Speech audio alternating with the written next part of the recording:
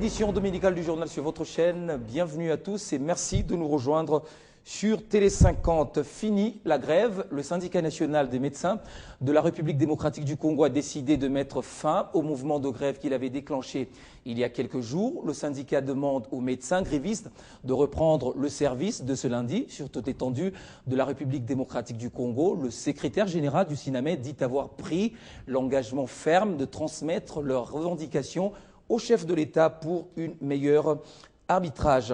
Au sujet des concertations nationales, retenez que seuls 3 de 5 groupes thématiques ont déposé les conclusions de leur discussion au bureau du Présidium. Le tout dernier groupe à avoir déposé est celui qui traite les questions liées au désarmement, à la démobilisation, à la réintégration sociale des groupes armés. Ce groupe devient alors le 3e à se conformer à la règle.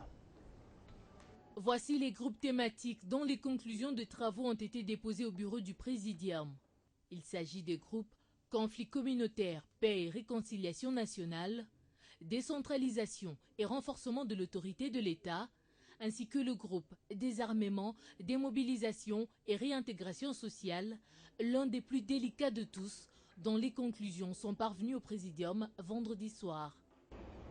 Un dépôt qui intervient sur fond de contestation de la part des délégués, même si Marie-Madeleine Kalala, co-modératrice de ce groupe, se dit globalement satisfaite du travail réalisé. Nous avons procédé, le groupe thématique a procédé à un état de lieu sur la présence des groupes armés à l'est du pays et des conséquences, des ravages que provoque la présence de ces groupes armés sur notre territoire. Du côté gouvernance, démocratie et réforme institutionnelle, le rapport n'était pas encore finalisé dans la soirée de vendredi. Les préalables formulés par les délégués de l'opposition sur la libération des prisonniers politiques et l'ouverture de certains médias poseraient encore problème. Et au sujet du groupe économie, secteur productif et finances publiques, le rapport final devait également être déposé et contesté par certains membres de l'opposition. Le dépôt de ces rapports au Présidium ouvre la voie à une nouvelle étape, la grande plénière au cours de laquelle ces conclusions devront être discutées avant d'être remises au chef de l'État sous forme d'un rapport général. Vous le savez, le chef de l'État, Joseph Kabila, a regagné Kinshasa vendredi dans la soirée après avoir pris part aux 68e Assemblée générale des Nations Unies. À New York, la diplomatie était aussi en action avec les différents échanges qu'a eu sur place le ministre des Affaires étrangères, Raymond Tshibanda. Ces échanges ont tourné autour de la situation sécuritaire dans l'est de la République démocratique du Congo. À New York, au siège des Nations Unies, ici d'un côté, le chef de l'État Joseph Kabila a porté haut la voix de la RDC quant à la situation sécuritaire. De l'autre côté, son ministre des Affaires étrangères a également eu des entretiens avec des pays amis, toujours pour défendre la cause de la RDC. Avec Christian Frischbach, ministre des Affaires étrangères du Danemark, Raymond Tshibanda a évoqué la situation sécuritaire. Par la voix de son ministre, le Danemark a affirmé son soutien à la RDC pour le retour d'une paix durable, profitable à toute la région des Grands Lacs. La paix et la sécurité, selon Raymond Tshibanda, constituent des leviers indispensables pour asseoir un cadre institutionnel adéquat vers des perspectives de développement. L'entretien avec le sous-secrétaire d'État du Commonwealth du Royaume-Uni, Mark Simons, a tourné autour de la sécurité dans l'Est et le niveau de mise en œuvre du mécanisme de suivi régional de l'accord cadre d'Addis Abeba pour la paix, la sécurité et la coopération. Un accord dont le non-respect par certains pays membres fait persister la crise humanitaire dans l'Est du pays où les populations vivent une véritable tragédie dans l'histoire de l'humanité. Durant son séjour de travail à New York, les questions de coopération dans le domaine de la santé ont été abordées par le chef de la coopération internationale et régionale avec les investisseurs intéressés par la République démocratique du Congo. Le projet de budget pour l'exercice 2014 sera à temps au Parlement pour examen. Daniel Mukoko-Samba, vice-premier ministre, ministre de la République démocratique du Congo en charge du budget, rassure. Il a confié à la presse ce samedi, au terme d'une visite à la direction de préparation et suivi budgétaire ici à Kinshasa, une façon pour lui de se rendre compte du travail effectué par cette structure. Le patron du budget dans les murs de la direction de préparation et suivi budgétaire. Ça n'arrive pas tous les jours. Ici, il fallait parler budget 2014, D'où cette séance de travail. C'est l'opinion à s'intéresser à ce qu'il y a dans le budget. Au contenu. Malgré la ténue des concertations nationales dans le pays, le gouvernement s'active à la finition de l'élaboration de ce budget afin de se conformer à la règle. C'est la direction technique du ministère qui a cette charge-là. Je voulais voir personnellement comment se déroulent les travaux. La démarche devra aussi être une réponse aux attentes du Parlement qui venait d'ouvrir une session essentiellement budgétaire dans les deux chambres. Lors de cérémonies d'ouverture de ces sessions, le président du Sénat, Léon Kengo-Adondo, avait même, à son discours, invité le gouvernement de la République à transmettre à temps le projet de budget 2014 en vue de son examen par le Parlement. Le budget sera déposé dans les délais convenus. Le projet de budget est examiné à la fois à l'Assemblée nationale et au Sénat. En cas de divergence des vues sur certaines matières, une commission mixte de deux chambres est créée pour les étudier. Si les divergences persistent, les options levées par l'Assemblée nationale prédominent. D'où la nécessité de déposer le texte à temps. Ils étaient au total 800 à participer à la formation des utilisateurs en système comptable OHADA à travers la République démocratique du Congo durant 6 jours, soit du 23 au 28 septembre. Les utilisateurs de ce nouveau système ont été formés et pourront à leur tour en former d'autres. Ce nouveau système entre en application à partir du 1er janvier 2014 pour les comptes personnels en République démocratique du Congo. À la Direction générale de douane et Axis, cette semaine a été marquée par un grand événement. Il s'agit de l'implantation de la nouvelle version du programme Sidonia World. C'est une version qui vient remplacer la dernière 2,7 qui était jusqu'ici utilisée à Kin Est, Kin Aero et à Matadi. L'objectif est de reformer le processus des dédouanements, mais il sera pour un premier temps testé au service de douane. C'est un événement historique pour la douane congolaise.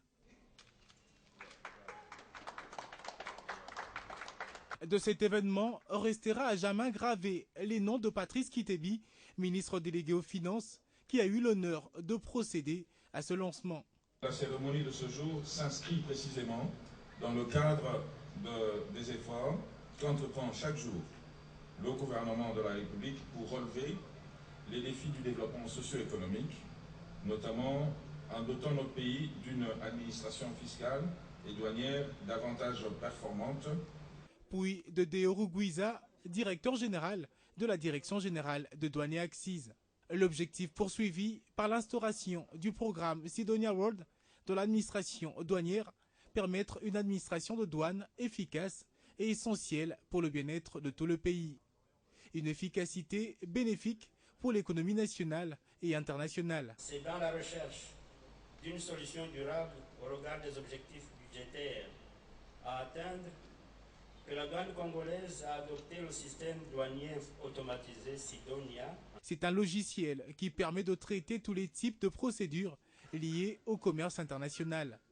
Les déclarations en douane, le transit et la gestion des entrepôts. Son intérêt, améliorer les procédures et le métier douanier, rendre le trafic international plus fluide par l'autonomisation des traitements et la transmission directe des déclarations. Le projet est financé par l'Union européenne dans le cadre du 10e FED, en appui au programme de réforme et de modernisation des pratiques et structures douanières en cours en République démocratique du Congo. Et ce, dans le cadre du programme d'appui au commerce. L'actualité dans le monde, en Syrie, le secrétaire général de l'ONU a rencontré samedi à New York le chef de la coalition nationale syrienne, une rencontre qui intervient au lendemain du vote de la résolution 21-18, la première adoptée sur la Syrie depuis le début du conflit en mars 2011. Ban Ki-moon a encouragé Ahmed Jarba à participer à la prochaine conférence sur la paix de Syrie qui aura lieu au mois de novembre. C'est la première fois que le chef de l'opposition syrienne, Ahmad Jarba, est reçu par Ban Ki-moon. Une rencontre qui intervient à un moment où l'opposition syrienne apparaît plus divisée que jamais. Le secrétaire général de l'ONU a salué l'engagement pris par Ahmad Jarba d'envoyer une délégation à la prochaine conférence de paix sur la Syrie qui se tiendra au mois de novembre à Genève. Ban Ki-moon a demandé à son invité d'entrer en contact avec les autres groupes d'opposition syrienne pour former une délégation représentative et unie. Le secrétaire général de l'ONU a également souligné l'importance d'entreprendre un dialogue sérieux aussi vite que possible, ainsi que la nécessité d'établir les responsabilités pour crimes de guerre. Le 13 septembre dernier, Ban Ki-moon avait affirmé que le régime de Bachar al-Assad avait commis beaucoup de crimes contre l'humanité. Selon l'ONU, plus de 100 000 personnes ont été tuées depuis le début du conflit en Syrie. Après d'âpres négociations russo-américaines, le Conseil de sécurité a voté vendredi la résolution 2118 qui contraint le régime de Bachar al-Assad à détruire son arsenal chimique sans stipuler des sanctions automatiques en cas de non-respect du texte. L'opposition syrienne réclamait une résolution assortie des menaces de sanctions directes, mais surtout, elle voulait que les États-Unis mettent en exécution leurs menaces de frappe contre les régimes suspendus après l'accord russo-américain du 14 septembre sur le démantèlement des armes chimiques. Du sport, Ligue de football de Kinshasa, le football club Shark 11 a été sacré champion de Kinshasa samedi sur la pelouse du stade Martyr de la Pentecôte au terme de la finale qui réunissait les équipes championnes des ententes urbaines de la capitale. Le champion de l'Epefkin s'est adjugé le trophée en battant au tir au but Jack Héritage par 3-1. Un but partout était le score au temps réglementaire. Je vous propose de suivre ces réactions. Les attaquants, c'était pour la finition, ça c'est vrai, parce que nous avons que notre Peter Maison était malade, il a été dérangé la fois passée, on ne l'a pas utilisé, c'est ça. Nous continuons à travailler parce que nous sommes en pleine période vers la finition, la phase de finition. Ce qui fait que maintenant c'est tout à fait normal que les enfants puissent se comporter de cette manière-là. Ouais, au nom de la LIFKIN, je peux dire que nous sommes très contents et satisfaits. Le tournoi s'est bien passé, l'organisation a été parfaite, il en est de même des résultats techniques. Nous en sommes très fiers. C'est un prélude que le championnat de l'Epefkin sera très difficile. Le niveau technique, hein, comment vous l'avez trouvé vous en tant que spécialiste du football? Bon, un niveau moyen, mais prometteur dans les jours à venir. Moi, je ne m'attendais pas à ça. Vous savez que Shark, c'est une grande équipe qui a fait ses preuves à l'Epefkin. Nous venons de monter à l'Epefkin maintenant. Alors, ils sont bien comportés, hein, mes impressions sont bonnes. Ils ont perdu au tir et but. On peut compter, hein, s'ils multiplient encore le travail, il faut travailler toujours. Hein, peut-être qu'il faut améliorer, hein, il faut toujours espérer. Vous savez, dans la vie, il faut avoir un peu la conviction que vous pouvez y arriver. Toujours la discipline, la grande discipline, l'abnégation, le vouloir faire, c'est cela. Et on va boucler cette édition finalement avec ce message nécrologique. Les familles Watoum Nestor et Kabamba Louis Watoum ont la profonde douleur d'annoncer la mort de maman Ariette Metawa Kabamba, décès survenu à Kinshasa le dimanche 22 septembre de suite d'une courte maladie. En entendant l'enterrement prévu ce lundi 30 septembre au cimetière nécropole de Lansele, le deuil se tient sur la rue Dima 47.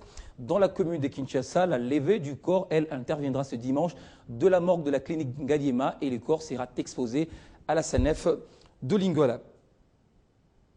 C'était l'essentiel de l'actualité. Merci de l'avoir suivi. On se retrouve dans un instant pour la